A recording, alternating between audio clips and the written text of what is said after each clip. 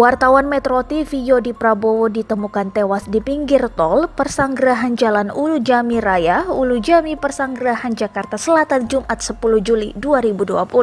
Kasat Reskrim Polsek Persanggerahan Fajrul Khoir mengatakan mayat Yodi ditemukan pada pukul 11:45 waktu Indonesia Barat. Mayat Yodi ditemukan oleh 3 anak kecil yang bermain layangan di pinggir tol JORR ini. Iya, betul. Identitas mayat tersebut adalah dirinya, kata Fahrul kepada wartawan Jumat 10 Juli 2020.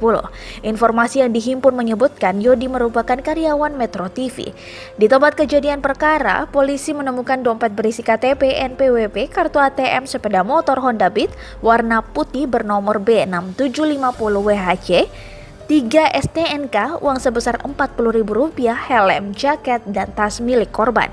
Polsek Persanggerahan kini telah melakukan olah TKP, mengumpulkan barang bukti, dan menghubungi Polres Jakarta Selatan. Direktur Utama Metro TV Don Bosco Selamun mengatakan Yodi Prabowo terakhir terlihat bertugas di kantor Metro TV 3 hari yang lalu, tepatnya pada Selasa 7 Juli 2020 pukul 15.00 hingga 22:27 waktu Indonesia Barat. Di Metro TV, dia bekerja sebagai editor. Namun hingga pagi tadi Yodi belum juga ditemukan. Kabar terakhir jenazah Yodi justru ditemukan tergeletak di pinggir tol Persanggerahan.